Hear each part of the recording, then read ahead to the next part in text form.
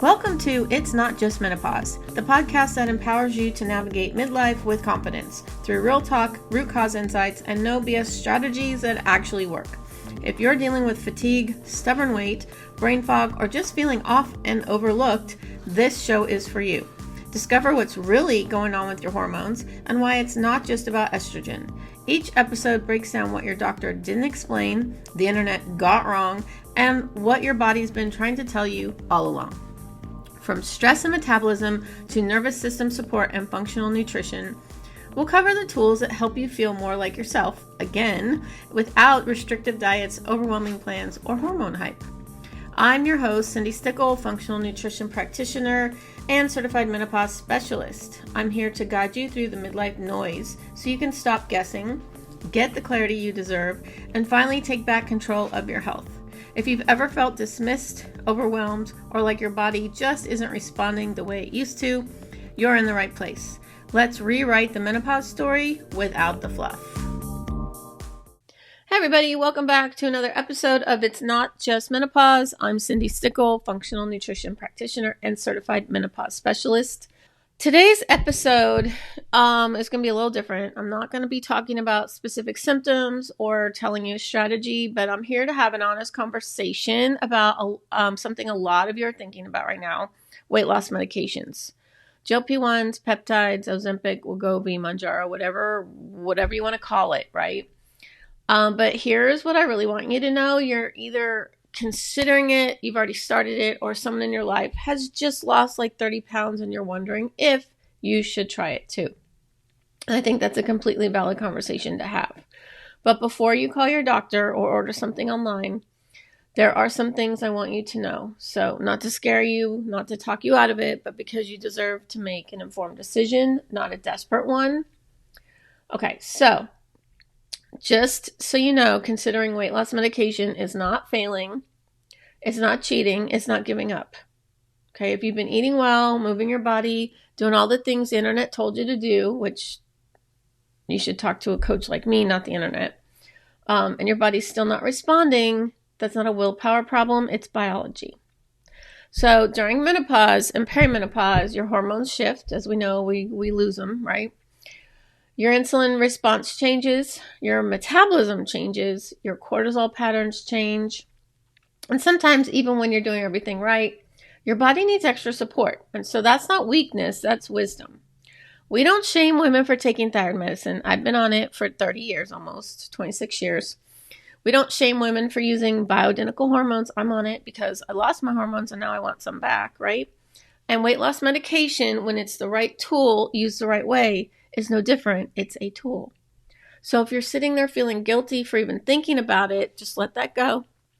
I just want you to think about this with your eyes wide open. Okay.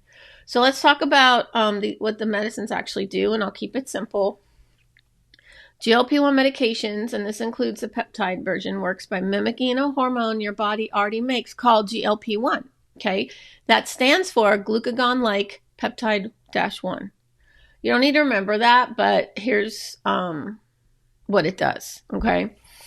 GLP-1 helps regulate your blood sugar. It slows down how fast your stomach empties so you feel fuller longer, and it reduces appetite and helps your body respond to insulin more effectively. If you remember, these were diabetic drugs years ago, and then people realized they could lose weight, and then they had that shortage, and the poor people with diabetes couldn't get the medicine that they really needed, and it all went to people that were just trying to lose weight. Okay, but here's how it's very relevant for women in perimenopause and menopause. So when your estrogen starts declining, your insulin sensitivity drops. That means your body doesn't handle blood sugar as efficiently as it used to. You end up with more insulin circulating, more blood sugar instability, more cravings, more belly fat storage. And this happens even if your diet hasn't changed at all.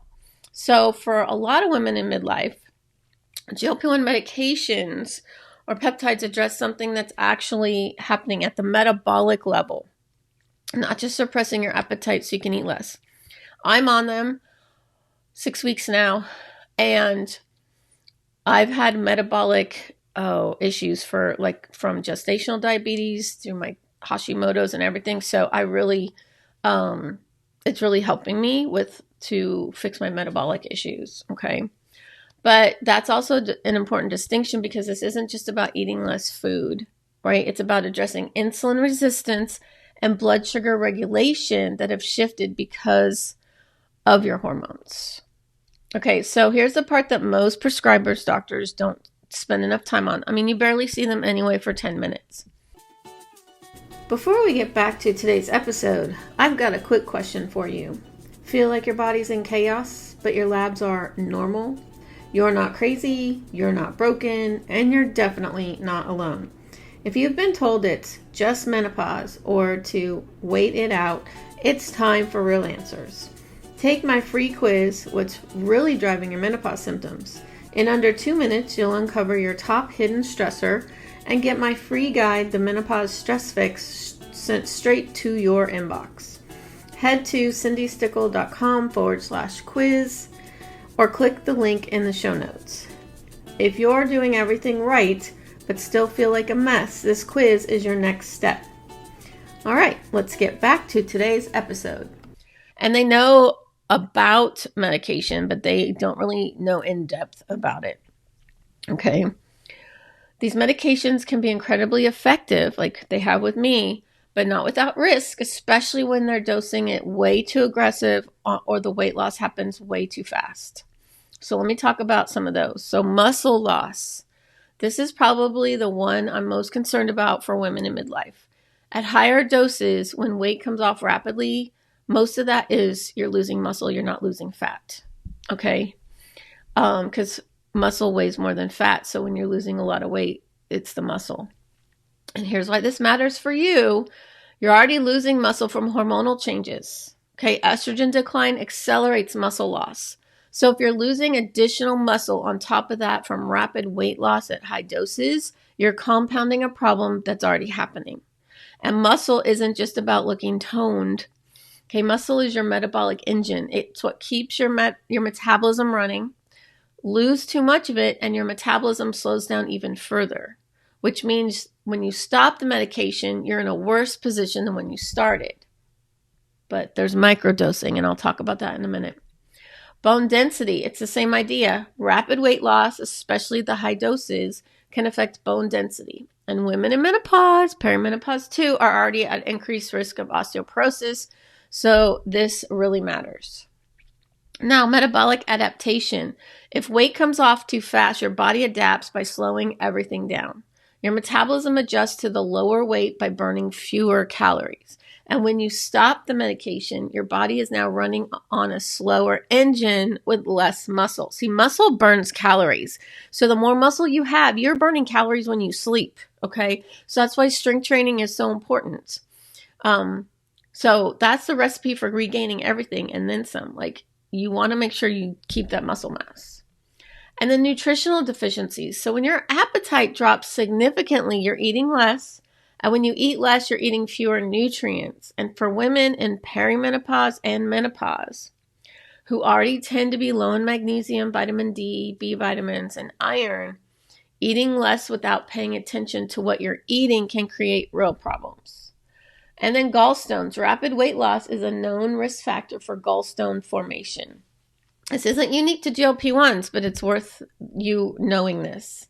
And so now, let me be clear, okay? I'm not saying these medications are dangerous. I'm saying the risks go up when you dose too high, the weight loss is too fast, and nobody is monitoring what's happening along the way. The dose matters, the pace matters, and who's overseeing it a lot matters. I'm a nutritionist. That's what I am here for, to help you with that. So here's the thing that nobody wants to hear, but everybody needs to hear. Medication without a foundation underneath it never lasts. I've seen it over and over. A woman starts her GLP-1 medicine, the weight comes off, she feels amazing, but she hasn't changed anything else. She hasn't addressed her stress, she hasn't learned how to eat for her hormones, she hasn't supported her blood sugar or her nervous system or her sleep. And then she stops the medication, the weight comes back on because the underlying environment never changed. Think of it, the people that have weight loss surgery, they have to talk to a psychologist. And in my opinion, they really should have a nutritionist work with them for 6 months to a year before the surgery, because they need to build that foundation, because once they have that surgery, they try and eat the way they used to and they can't. Okay. And it works the same way with these medicines. Okay. So your body is storing the weight for a reason: stress, insulin resistance, cortisol, inflammation, nervous system stuck in survival mode. The medication can override those signals temporarily, but it doesn't fix it. Remember, this is not a quick fix. Okay. And that's why I always say the foundation matters no matter what tools you use. If you're going to use GLP-1 medications or peptides, great. Like I said, I use them. But use them alongside the foundational work. Support your nervous system. Blood sugar needs to be balanced through nutrition. Eat enough protein to protect your muscle. Strength train. Okay, especially even if you're not on GLP-1s. Perimenopause, you need to start strength training. Don't do like I did and wait. Okay, you get your sleep and your stress under control. And that's what makes the results last. The medication opens the door. The foundation is what keeps you there. And another thing, and I feel super, super strongly about this, is please don't get those medications online without supervision. I am a distributor for peptides, and I have training, and I know the sourcing of these products, and they're American made, so they are safer than a lot of fly-by-night things you might see online. And I know it's tempting, it's easy, it's fast, but you need someone monitoring your labs, adjusting your dose, watching your side effects, and making sure you're not losing muscle or developing deficiencies. As a functional nutrition practitioner, I can have labs run through a doctor that your doctor won't run, okay? And you can get the labs that you need. And also microdosing. I'm on a microdose, which means I'm on the lowest medically effective dose where I see results. 5.5 weeks, I've lost 9.5 pounds, and that's a lot for me because I have a lot of metabolic history of not being able to lose weight.